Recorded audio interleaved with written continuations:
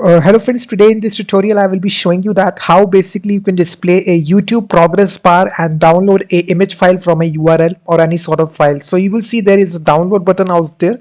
If I basically hit this download button, you will basically see this progress bar which is running here, which is something like YouTube, and now your image file will be downloaded. So basically whenever you go to YouTube guys, basically this is the progress bar which runs here on the horizontal side. You can see on the top side. You can even change the thickness of this progress bar as well. I can change the height, let's suppose, to 5. So now it will be slightly larger. You will now see basically this progress bar. You can see that as soon as it is done here, you will see your image file will be downloaded, and we can even increase the speed of it by changing this code here, something like this. I take some longer time here. Let's suppose I just need to modify this code here to like this, and now it will take some longer time. You can see that it will take some longer time. You can see that this horizontal progress bar is running something like YouTube, and once it is downloaded, you will see image file will be downloaded using the fetch API inside our browser. So I will be showing you a very simple example guys. The package is really simple. Just go to npmjs.com and search for this package, which is react-progress. And the very first link which comes here, which is, you can see YouTube style progress bar for React.js application, and it has got 11,000 weekly downloads, 891. So I have given all the source code guys in the description of the video. I have written all the source code. So if you go to the video description, you will find out this blog post. So all the source code will be there. So now let's get started by building this application. So the very first thing you need to do guys, just go to your command line, and you need to install that package. So just write npm I and then react-progress. So this is basically the module guys. I have already installed it, so you need not have to install it. So I will first of all show you how to use this package. It's really important. So first of all, we will import this package at the very top, import progress, and from this react-progress library. And now we will have basically a functional component, function app, and here basically we will return something here on the screen, hello world. So now if you see, basically if you go to hello world, you can see hello world is printed out. And now guys, we need to embed that progress bar. It's very simple. We will use this widget progress, and basically if you just embed this progress bar, pass nothing here, you will not see anything. You need to pass some attributes here. So here you will need to pass here the height of the progress bar. So height, basically it's a numeric value. You can pass here height to 4. So now this is not is seen here. You also need to pass basically the color attribute also guys, which is rainbow. And also percentage, we also need to pass how much percentage you need to have. So I will pass here 50%. So we are passing 3 attributes: the height, the percent, and the color. So if you see guys, now you will see it will be at 50%, and halfway mark you will see 50%. If I just change this to, let's suppose, 25, you will now it will decrease to 25. And you can even change this height to 8. Accordingly, you can see that you may have thicker, thinner progress bar depending upon you. And if you check the documentation guys, you can even pass some more options here. Basically the colors can be anything. This can be keyword, hexadecimal, RGB. So any color you can pass. Basically this is the white color that you see, material color. We can even pass RGB, red, green, blue. And I think we can even pass hexadecimal. I think it is basically, we can also pass like this, FFF. This is hexadecimal.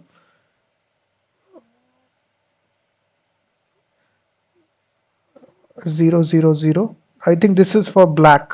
Yeah, you can see that. We can pass colors in hexadecimal format, or you can pass inside your RGB format as well. So this is for black again. If I change this to 255, so this will be, I think, green. I think it's white. So let me pass another color here. 8.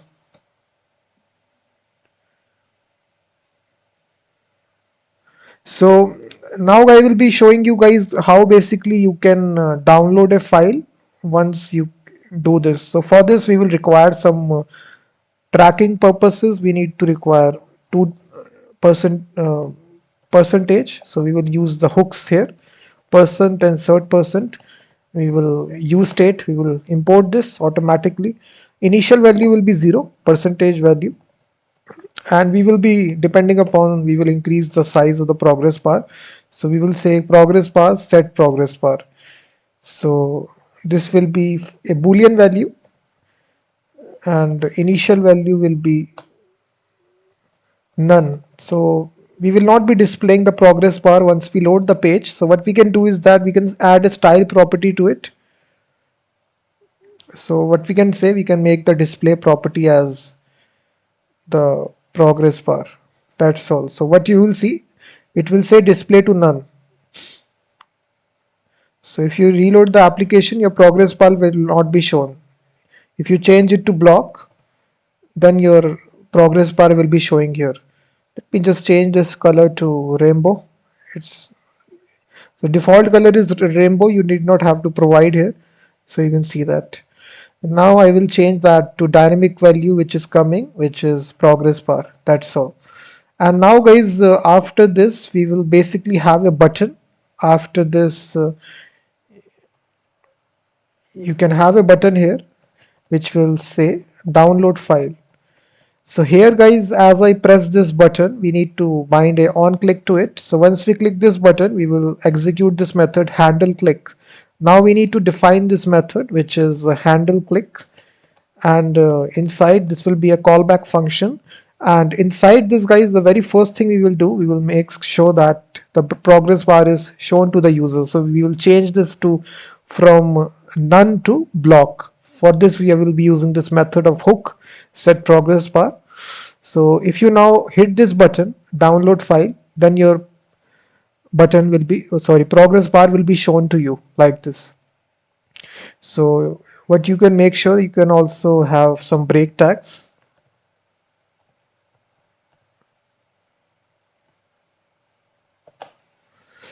So there is some space out there, you can see that.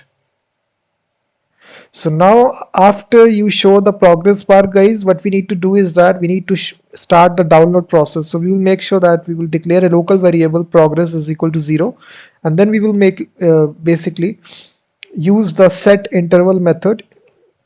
So here we will use set interval. This will basically have some delay, and inside this will be a async function because we need to download the file. So here inside this we will increment the progress by 25% each interval. So here then we will have basically if condition that if progress is greater than 100, then in that case we need to download the file. But if the progress is smaller than 100, in that case we just need to, in the else scenario, we just need to set the percent, and we need to set the percent to the progress which is made here. So this is basically the local variable. Every iteration we are incrementing by 25, and we are having this if block. If the progress is greater than 100, in that case we are downloading the file, or else we are setting the percent here by using this hook method. And now we just need to embed this dynamic value guys instead of a static value. So right here we will say percent.